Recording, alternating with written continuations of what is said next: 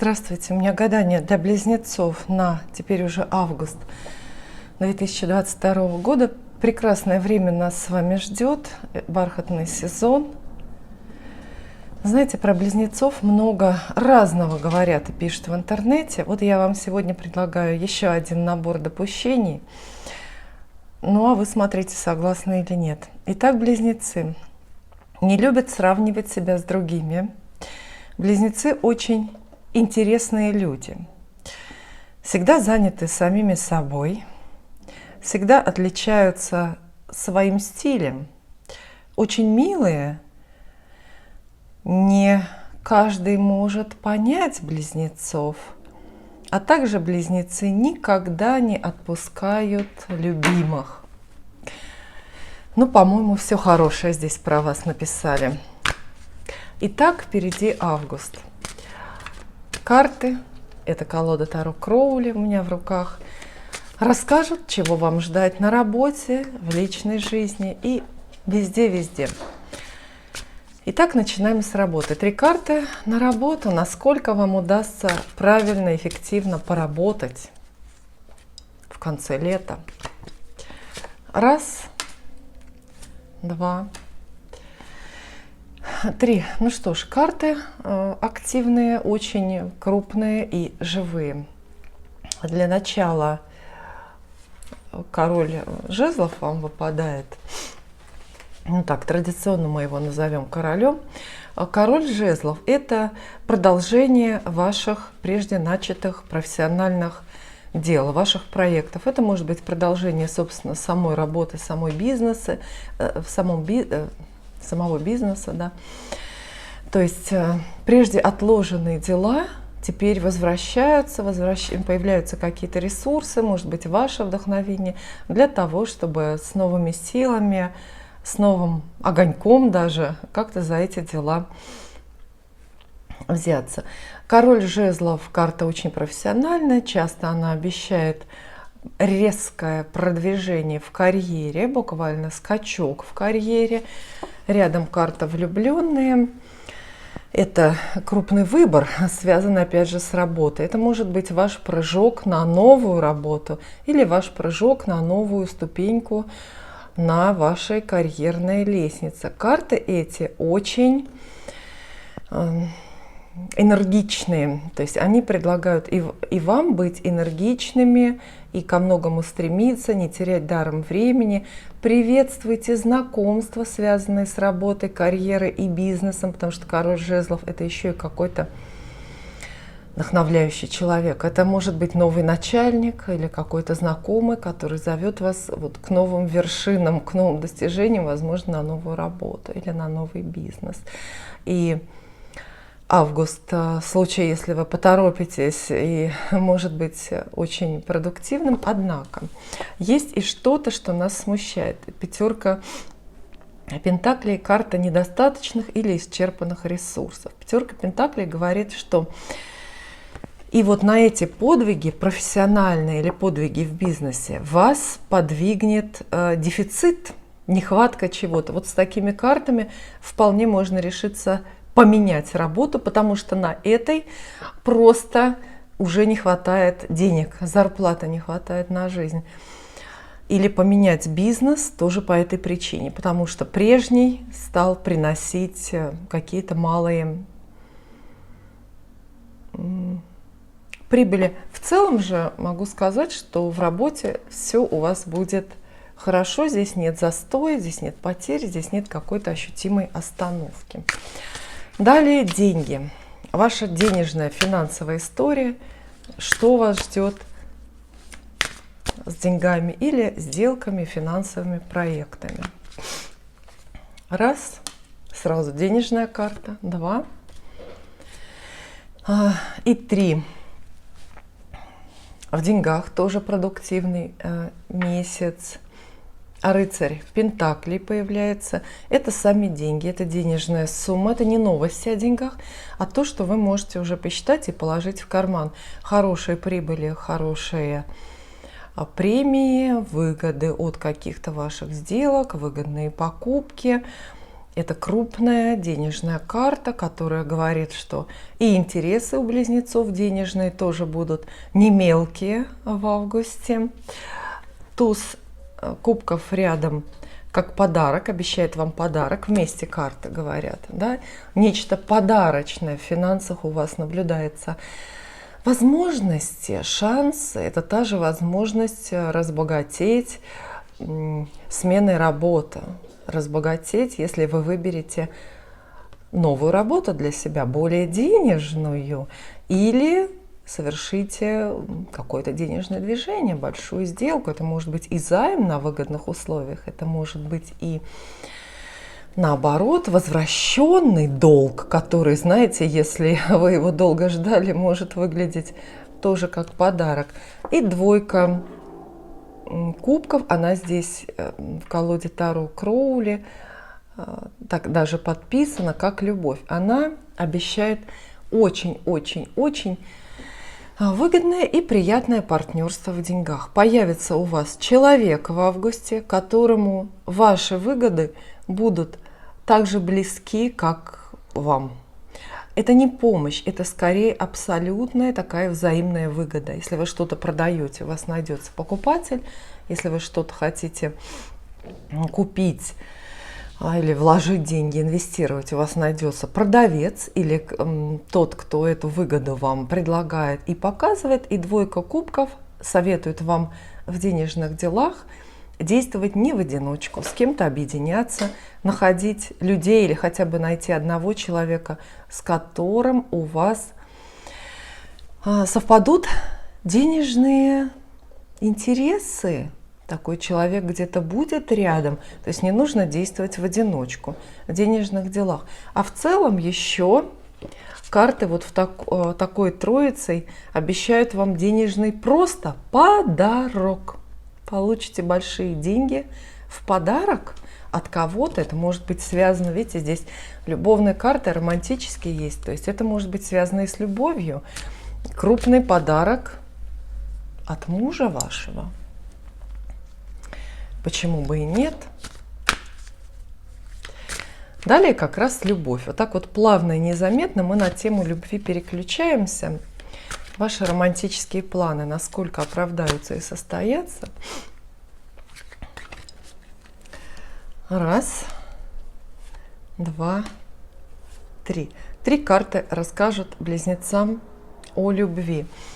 Тоже карты большие, здесь 2 старших аркана, однако они очень абстрактные, они очень неприземленные. Вот что-то простое, я боюсь, с таким набором, ну, знаете, свидание, знакомство, я вам рассказать все-таки не смогу. Центральная карта звезда. Ну, звезда – это мечта, мечта, которая рождается, или мечта, которая исполняется. Поэтому можете рассчитывать на исполнение желаний ваших в любви. Однако встает вопрос, что с ними дальше делать. Если вы мечтаете о новом знакомстве или о каком-то счастливом продолжении любовной истории, скорее всего, вы к этой мечте, если она не исполнится, то вы, по крайней мере, к ней приблизитесь. То есть у вас будет больше контактов, больше возможностей, больше взаимопонимания, наверное, с любимым человеком. Но рядом карта отшельник. И вот она в гаданиях на любовь очень сложная. Ее значение очень определяется именно соседними картами. Если бы мы здесь увидели что-то более такое простое, реальное, я бы сказала, что это дорога к браку, это дорога к помолвке, и это какой-то предполагается, знаете, такой уже совместный путь для двоих.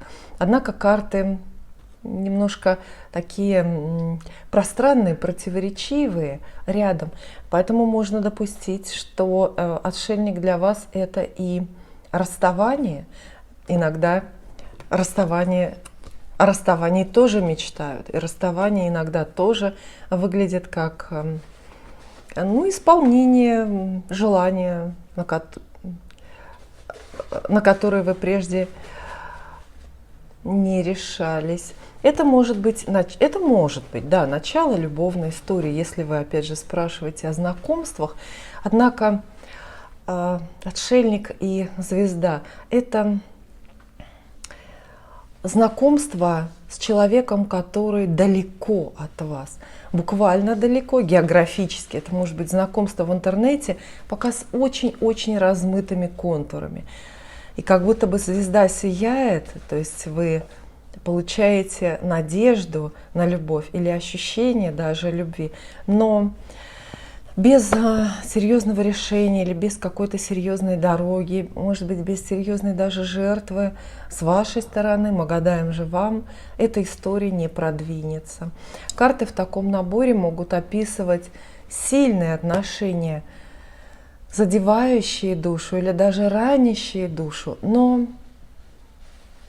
отношения на расстоянии. Этот человек может быть ваш новый какой-то партнер предполагаемый, может быть от вас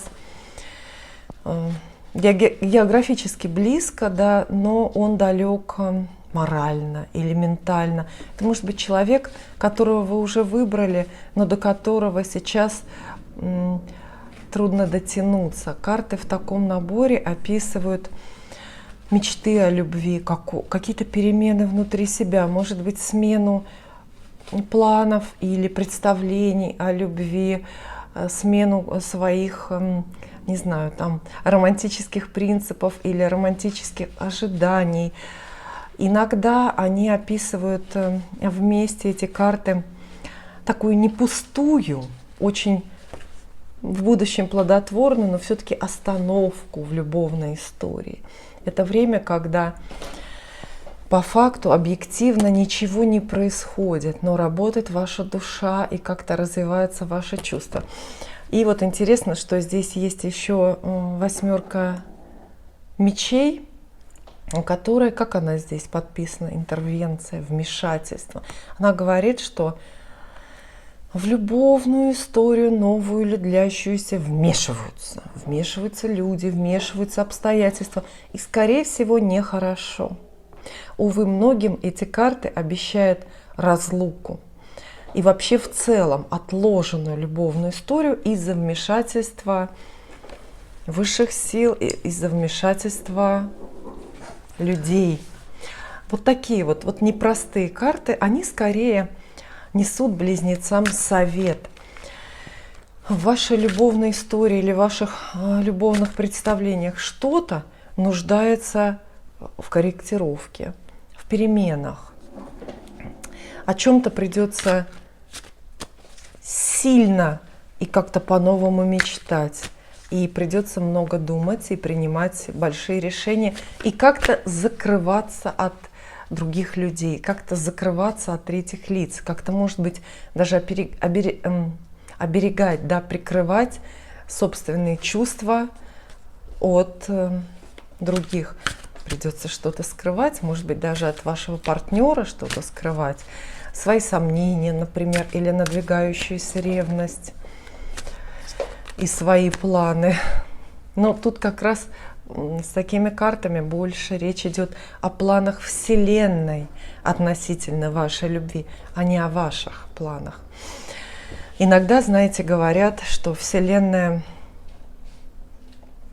разрушает наши планы, чтобы планы не разрушили нас. Такая философская мысль. Далее дом, квартиры, недвижимость и семейные дела, ваша семья, отношения с родственниками. Раз, два и три. Дома перемены, по большей части счастливые. Но все-таки первая нам здесь выпала тройка пентаклей. Она называется очень просто работа. Вас ждет работа, связанная с домом. Ну, кого-то ремонт, кого-то возделка огорода и сада, а кого-то работа над отношениями с родственниками. Тройка пентаклей говорит, что семейная домашняя жизнь у близнецов может быть в основном довольно рутинная. Это требует терпения, это требует каких-то постоянных и таких одинаковых затрат и вложений. Это ваш дом, ваша квартира, ваше, не знаю, гнездо или ваша крепость, как вы привыкли дом свой называть. 4 мечей — остановка домашних или семейных проектов, какой-то план, связанный с семьей, домом, притормозится временно, но вы обязательно это заметите. А также здесь есть счастливая карта колесо фортуны. Она как будто бы, ну знаете, венчает этот короткий расклад ваш на семью. И она говорит, что все-таки масштабные новости, связанные вот с семейной жизнью, с домом, с переездами, с покупками недвижимости, счастливые новости будут. И вы скажете много раз в августе, что вам повезло, что все вот эти домашние родственные истории развиваются все-таки в лучшую сторону, и судьба вас не оставляет. Но я думаю, что вот это колесо фортуны выпадает более как приз близнецам, которые не боятся домашней работы, которые не боятся привычной какой-то скучной, привычных скучных вот таких вот рутинных дел. То есть судьба вас готова осчастливить, однако вы должны проявлять достаточное терпение и в этих вопросах. Иногда карты проигрываются очень просто, даже примитивно. То есть в категории дом вам выпадает работа. Это может быть работа из дома, которая неожиданно вдруг для вас найдется и будет у вас хорошо получаться. Карты советуют вам обращать внимание на дом и на семейные дела, однако не делайте эту тему ведущей темой августа. Здесь в основном все равно более стоит полагаться на судьбу, ну а вам надо выполнять только достаточное и необходимое и спокойно относиться к тому, что тормозится и задерживается, может быть, так скоро и вовремя не приходит к вам дома. И дальше я предлагаю близнецам некий ребус. У меня есть карты Венский сецессион, карты гадательные, предсказательные, значения которых, в общем, неизвестны, потому что эта колода карт создавалась не для гадания, там, для неких благотворительных целей. Но, тем не менее, это карты со своими значениями. Видите, лимитированный выпуск, всего 3000 экземпляров здесь есть. Система в этих картах сложная. Я планирую когда-нибудь с ней разобраться. А сейчас мы вот так вот потихоньку будем это делать вместе с вами. Одну карту я вытащу близнецам как совет. Послушайте себя, свое воображение, интуицию и свое сердце. Что-то свое, особенное, частное, эта карта вам обязательно подскажет. Тоже здесь есть старшие арканы, младшие. Но система совсем другая, не такая, как втором. Итак, какой-то старший аркан вам достается. Четвертая карта. То есть, если мы здесь проводим аналогии с Таро, то это будет карта Император. А вот что здесь нарисовано, рассмотрите сами. Здесь нарисован солдат на посту, солдат в почетном карауле. И, скорее всего, я думаю, что эта карта, этот старший аркан намекает на долг, опять на то же самое терпение, потому что стоять в карауле, нести вахту, охранять, сберегать — это все-таки такая задача для терпеливых людей. Отсюда нельзя сбежать, советую вам на август. Отсюда нельзя сбежать, это нельзя бросить. Да что говорить, здесь и пошевельнуться даже нельзя. И собачка, как символ дружбы, может быть, поддержки, как символ некой эмоциональной безопасности. Но вы стоите. Совет. Я думаю, здесь совет такой, у вас аналогии могут быть совсем другие. Я думаю, совет такой: стоять на своем, не пытаться резко продвигать свои жизненные истории. В конце концов, ну знаете, традиционно август месяц неактивный. Это все-таки абсолютный застой в деловой и бизнес-жизни. все будет, задвигается, конечно же, более в сентябре, вам важно откуда-то не уйти, кого-то или что-то не бросить. И держать непроницаемое лицо, даже когда вам неудобно или плохо. Спасибо.